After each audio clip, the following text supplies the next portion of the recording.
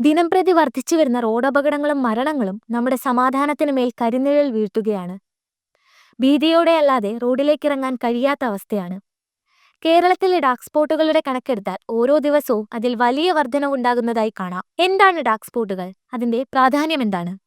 നിരന്തരം അപകടങ്ങൾ നടക്കാൻ സാധ്യത വളരെ കൂടുതലുള്ള ഇടങ്ങളാണ് ഡാർക്ക് സ്പോട്ടുകൾ. ഇവിടെ അപകടങ്ങളിലേക്ക് നയിക്കുന്ന കാരണങ്ങൾ കണ്ടെത്തി അത് പരിഹരിക്കേണ്ട ഉത്തരവാദിത്തം അധികാരികൾക്കുണ്ട്.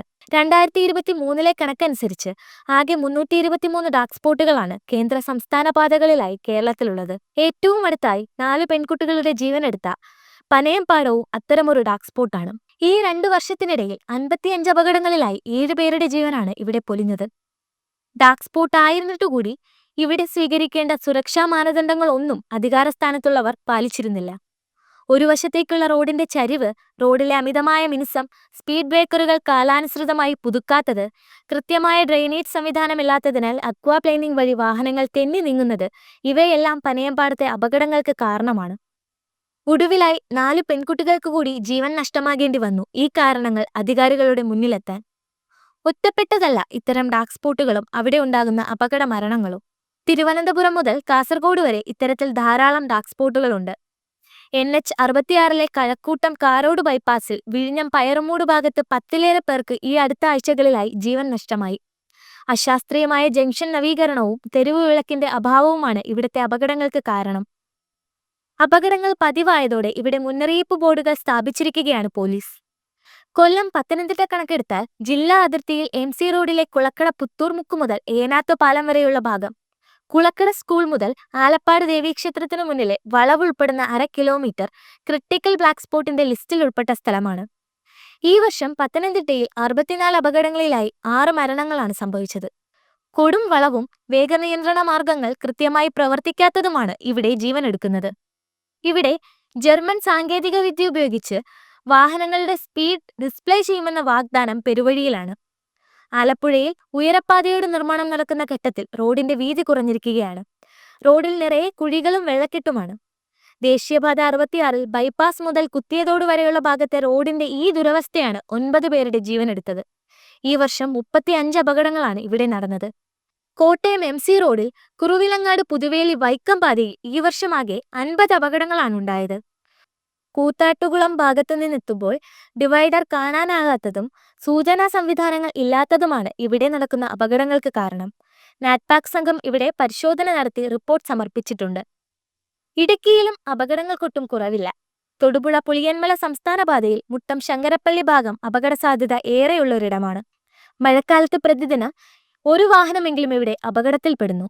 ഇവിടെ സ്പീഡ് ബ്രേക്കർ വച്ചിരുന്നെങ്കിലും ഇത് കൂടുതൽ അപകടങ്ങളിലേക്ക് വഴിവെച്ചതോടെ ഹമ്പുകൾ സ്ഥാപിച്ച് വേഗം 30 കിലോമീറ്ററിൽ താഴെയായി ക്രമീകരിച്ചിരിക്കുകയാണ്. എറണാകുളം MC റോഡിൽ തൃക്കളത്തൂർ സൊസൈറ്റിപ്പടി പേഴായിക്കപ്പള്ളി ഭാഗത്ത് ഒരു വർഷത്തിനിടെയുണ്ടായത് 27 മരണമാണ്. തൃശൂർ എറണാകുളം ദേശീയപാതയിൽ ജില്ലാ അതിർത്തിക്ക് സമീപമുള്ള പെരുമ്പി 2 മാസത്തിനിടെ 15 അപകടങ്ങളാണ് ഇവിടെ ഉണ്ടായത്. ഒരു വർഷത്തിനിടെ 10ലേറെ പേർക്ക് ജീവനും പൊലിഞ്ഞു. ഈ വർഷം 26 അപകടങ്ങളാണ് കോഴിക്കോട് പാലക്കാട് ദേശീയപാതയിൽ വള്ളുവമ്പ്രം അത്താണിക്കൽ പള്ളിപ്പടി ഭാഗത്തുണ്ടായത്. അതിൽ 2 പേർക്ക് ജീവനും നഷ്ടമായി. കോഴിക്കോട് മീഞ്ചന്ത രാമനാട്ടുകര സംസ്ഥാന പാതയിൽ കുണ്ടായിത്തോട് ഭാഗത്തുണ്ടായ അപകടങ്ങളിൽ ഇക്കൊല്ലം 5 പേർ മരിച്ചു. വയനാട്ടിൽ കോഴിക്കോട് കൊള്ളകൽ ദേശീയപാത 766 മുട്ടിൽ വാര്യാല മേഖലയിലുണ്ടായ 5 അപകടങ്ങൾക്ക് കാരണം അമിത വേഗമാണ്. അതിൽ ഒരാൾ മരണപ്പെടുകയും ചെയ്തു.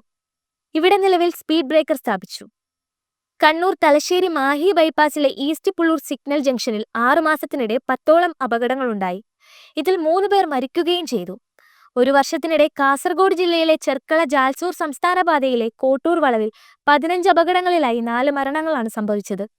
ഇവിടെ വളവും ഇറക്കവും ഒന്നിച്ചു വരുന്നതാണ് അപകടങ്ങൾക്ക് കാരണം.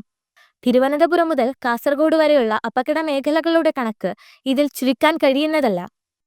ഇന്ന് ഇന്ത്യയിൽ ഏറ്റവും കൂടുതൽ റോഡപകടങ്ങൾ ഉണ്ടാകുന്ന സംസ്ഥാനങ്ങളുടെ കണക്കിൽ 3ാം സ്ഥാനമാണ് കേരളത്തിന്. ഓരോ ദിവസവും അപകടങ്ങളുടെ എണ്ണം കൂടുന്നു. ഡാർക്ക് സ്പോട്ടുകളുടെ പട്ടികയിലേക്ക് പുതിയ സ്ഥലങ്ങൾ കൂടി ഇടം പിടിക്കുന്നു. റോഡിലേക്ക് ഇറങ്ങുന്ന പ്രിയപ്പെട്ടവർ തിരിച്ചെത്തുന്നതുവരെ വീട്ടിലുള്ളവർക്ക് ആദിയാണ്. കേരളത്തിലെ റോഡപകടങ്ങളുടെ കാരണങ്ങൾ പരിശോധിക്കുമ്പോൾ റോഡിന്റെ അശാസ്ത്രീയതയും നിയമലംഘനങ്ങളും എല്ലാം കാരണങ്ങളാകുന്നുണ്ട്. കേന്ദ്ര സംസ്ഥാന പാതകളുടെ നവീകരണമുണ്ടാക്കുന്ന ബുദ്ധിമുട്ടുകളാൽ സംഭവിക്കുന്ന അപകടങ്ങളും ചെറുതല്ല. ജീവിക്കുന്നവരുടെ ജീവൻ കുരുതി കൊടുത്തിട്ടല്ല ഒരു വികസനവും കെട്ടിപ്പടുക്കേണ്ടത്. അതുപോലെ തന്നെ നിലവിൽ ഡാർക്ക് സ്പോട്ടുകളായി കണക്കാക്കുന്ന പ്രദേശങ്ങളിൽ അപകട കാരണങ്ങൾ പരിഹരിക്കപ്പെടണം.